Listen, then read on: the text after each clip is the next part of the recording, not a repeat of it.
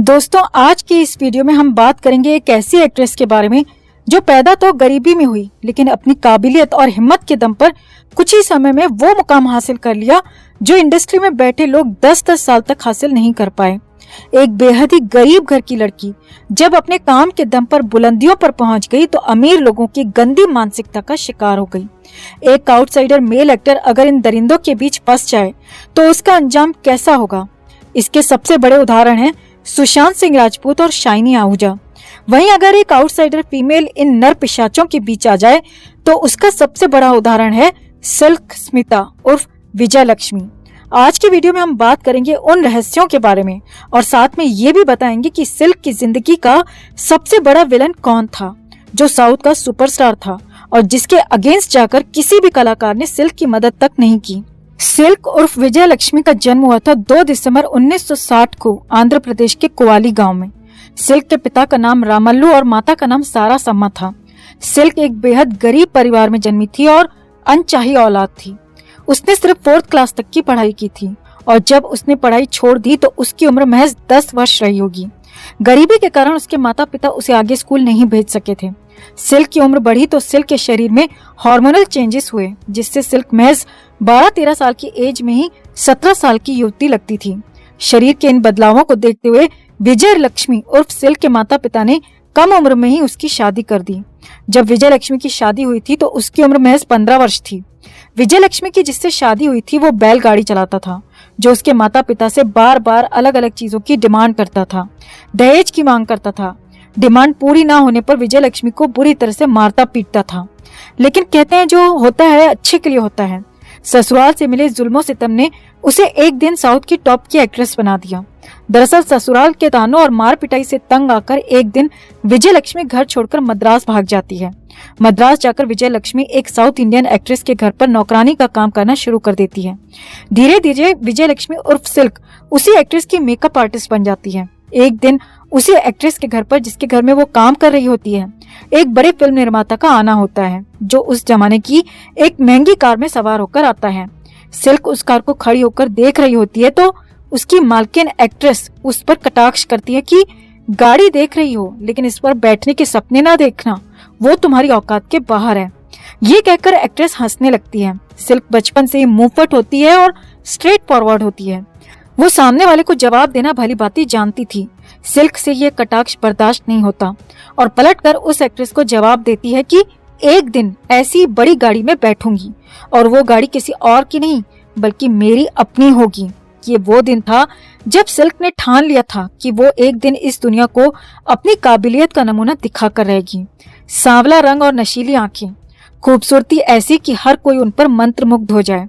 उसी दिन से सिल्क फिल्मों में काम मांगने निकल पड़ी। अपनी सुंदरता के दम पर जल्दी ही सिल्क को फिल्मों में छोटे मोटे रोल मिलने शुरू हो गए। धीरे धीरे सिल्क निर्माता निर्देशकों की पहली पसंद बनती जा रही थी और आलम यह हो गया था कि फिल्म में सिल्क का कम से कम एक गाना होना दक्षिण भारतीय फिल्मों का एक रिवाज बन गया। अगर कोई फिल्म बहुत समय से अटकी पड़ी है, रिलीज में देरी हो रही है या फिल्म के फ्लॉप होने का डर सता रहा है, तो ऐसी फिल्मों में क्या होता था कि सिल्क का एक गाना डाल दिया जाता था और फिल्म हिट हो जाती थी। सिल्क सिर्फ बी ग्रेड फिल्मों की नहीं, ए ग्रेड फिल्मों की भी पहचान बन चुकी थी। भरा पूरा शरीर, कातिल अदाएं और नशीली आंखें ही काफी होती थी दर्शकों को थिएटर तक खींच लाने के लिए। साल 1979 में पहली बार पर्दे पर एक फिल्म में सिल्क दिखाई दी थी, जो कि एक मलयालम फिल्म थी जिसमें सिल्क ने अपनी मादक अदाओं का जलवा बिखेरना शुरू किया था। पहली बार सिल्क को हीरोइन बनने का ऐसा भूत सवार था कि वो हर हाल में हीरोइन बनना चाहती थी, हर कीमत पर, और उसके लिए वो खुलकर एक्सपोज करने को भी पूरी तरह से तैयार रहती थी। सिल्क की अगली फिल्म तमिल लैंग्वेज में होती है जिसका नाम था वेंडी चक्रम। विजय लक्ष्मी ने वेंडी चक्रम में सिल्क नाम की एक लड़की का किरदार निभाया था जो कि शराब बेचती थी और अपनी मादक अदाओं से दर्शकों का दिल जीतने में सफल रहती थी। सिल्क का रंग रूप और अदाएं देख दर्शक उनके लिए पागल होने लगे थे। इस किरदार की दीवानगी देख विजय लक्ष्मी और उसके निर्माता निर्देशक भी गदगद हो गए थे। तभी विजय लक्ष्मी और एक निर्माता ने डिसाइड किया कि आज से विजय लक्ष्मी का नाम सिल्क स्मिता रहेगा। जिसने नाम चेंज किया वो निर्माता कौन था, ये भी हम आपको आगे बताएंगे। वेंडी चक्रम में विजय लक्ष्मी ने सिल्क का किरदार क्या निभाया कि साउथ की हर एक इंडस्ट्री में जैसे आग लग गई। हाल ये हो गया कि महज 4 सालों में सिल्क ने 200 फिल्में कर डाली, जो कि अपने आप में एक रिकॉर्ड है। हर फिल्म में सिल्क का डांस नंबर होना जरूरी हो गया था। जिसमें सिल्क ने डांस नंबर नहीं किया वो फिल्म इतनी बुरी तरह फ्लॉप होती थी कि पानी भी नहीं मांगती थी। सिल्क की प्रसिद्धि का आलम यह था कि सिल्क ने साउथ की सभी लैंग्वेजेस में धड़ाधड़ फिल्में करनी शुरू कर दी थी। मलयालम, तमिल, तेलुगु, कन्नड़ सभी भाषाओं में उसने धड़ाधड़ फिल्में की। हाल ये हो गया था कि हिंदी फिल्म इंडस्ट्री भी सिल्क को नजरअंदाज न कर सकी। उस दौर के हर एक बड़े एक्टर के साथ सिल्क ने काम किया। सिल्क को ये कहना कि सिल्क सिर्फ एक बी ग्रेड एक्ट्रेस थी ये कहना गलत होगा। सिल्क ने रजनीकांत, कमल हसन या उस दौर के हर एक ए लिस्टर साउथ इंडियन एक्टर के साथ फिल्में की थी।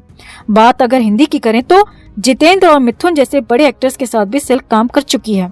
सिल्क को लोग साउथ इंडियन एक्ट्रेस के तौर पर जानते हैं, जबकि सिल्क ने 30 से ज्यादा हिंदी फिल्मों में भी काम किया था जिसमें उसने बाकायदा एक्टिंग की थी। सिल्क ने 1981 को दूसरी शादी की थी जो कि एक डॉक्टर था। अपने डॉक्टर पति के कहने पर सिल्क ने फिल्मों के निर्माण में पैसा लगाया और फिल्म फ्लॉप हो जाती है, जिसके बाद उसका जो सारा पैसा था वो डूब जाता है। इसके बाद सिल्क डिप्रेशन में आ जाती है। इसके बाद पति से भी सिल्क को धोखा मिलता है जो कि उसके बुरे समय में उससे दूर होकर भाग जाता है। इसके बाद सिल्क शराब पीने की आदी हो जाती है और एक दिन डिप्रेशन में सिल्क शराब के नशे में फांसी लगाकर आत्महत्या कर लेती है। ये दिन था 23 दिसंबर 1996 में। महज 36 साल की उम्र में सिल्क इस दुनिया को छोड़कर हमेशा के लिए अलविदा कह जाती है। ये वो कहानी है जो सब जानते हैं या लोगों को सुनाने के लिए बनाई गई है कि शराब के नशे में आत्महत्या कर ली या as a producer film flop होने पर डिप्रेशन में आ गई थी और सिल्क को काम मिलना बंद हो गया था। आप सिल्क से जुड़ी कोई भी वीडियो देखो या गूगल चेक करो तो उसमें यही बताया गया है कि सिल्क को अपने अंत समय में काम मिलना बंद हो गया था, जिससे परेशान होकर उसने आत्महत्या कर ली। सिल्क पर जो फिल्म बनी है डर्टी पिक्चर, उसमें भी यही दिखाने की कोशिश की गई है कि सिल्क को फिल्में नहीं मिल रही थी और जो फिल्में मिल रही थी वो फ्लॉप हो रही थी, जिसकी वजह से उसने आत्महत्या कर ली। सिल्क के आखिरी दिनों की सच्चाई भी हम आपको बताएंगे, लेकिन पहले शुरू करते हैं सिल्क की दूसरी फिल्म से, तमिल फिल्म वेंडी चक्रम।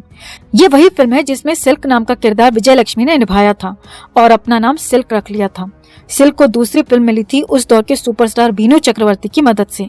वीनू चक्रवर्ती उस दौर में इतना बड़ा एक्टर था, इतना बड़ा फिल्म मेकर था कि किसी की औकात नहीं होती थी कि उसके सामने मुंह खोल सके। वीनू चक्रवर्ती ने वेंडी चक्रम दिलाई। वीनू ने ही विजय लक्ष्मी को अपना नाम सिल्क रखने की सलाह दी। इसके बाद वीनू चक्रवर्ती ने सिल्क को अपने बाप की जागीर समझ लिया, उसको अपने प्यार के जाल में फंसाया और शादी का झांसा देकर उसे यूज करने लगा। वीनू चक्रवर्ती का ही रोल नसीरुद्दीन शाह ने प्ले किया था फिल्म डर्टी पिक्चर में।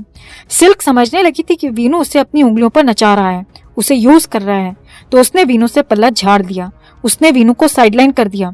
वीनू चक्रवर्ती ने लाख कोशिश की सिल्क को फिल्में ना मिले, कि कोई उसे रोल ना दे, लेकिन उस जमाने में सिल्क का जादू सर चढ़कर बोलता था तो किसी भी फिल्म मेकर ने वीनू की बात नहीं मानी। जब वीनू सिल्क से फिल्में छीन रहा था, उस दौर में भी सिल्क अपनी अदाओं से दर्शकों को इस कदर लुभा रही थी कि एक फिल्म का 50,000 लेती थी और फिल्म के मेकर्स, निर्माता, निर्देशक जो होते थे वो 50,000 पर फिल्म सिल्क को देने के लिए तैयार खड़े होते थे, जबकि बड़ी बड़ी हीरोइंस को भी पूरी फिल्म में एक्टिंग करने के भी इतने रुपए नहीं मिल रहे थे।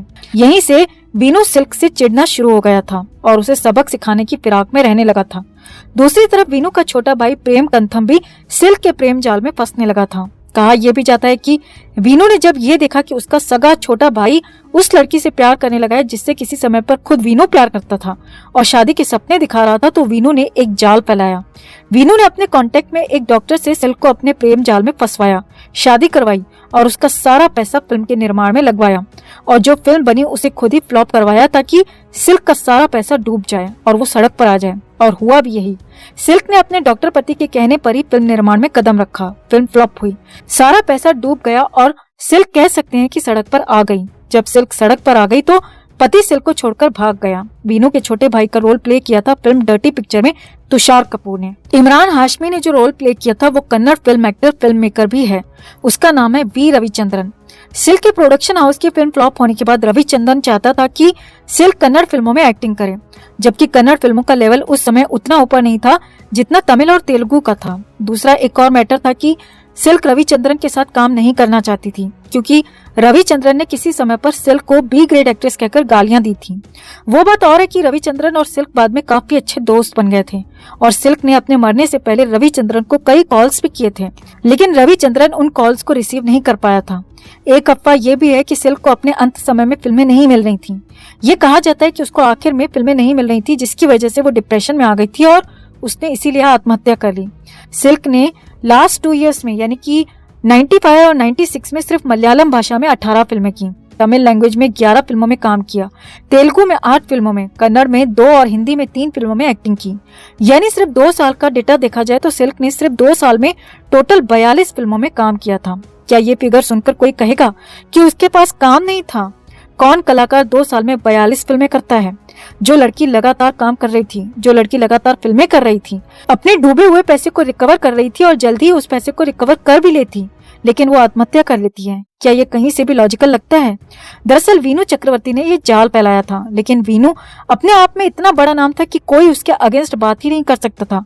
कन्नड़ एक्टर रविचंद्रन इस केस को उठाना चाहता था, इस केस को दुनिया के सामने लाना चाहता था, लेकिन वो उतना बड़ा स्टार नहीं था, उतना बड़ा डायरेक्टर या फिल्म मेकर नहीं था जितना वीनू चक्रवर्ती था। वीनू चक्रवर्ती की उस टाइम पर बहुत बड़ी पहुंच थी, जो फिल्मी गलियारों से लेकर राजनीति में अपनी धमक रखता था।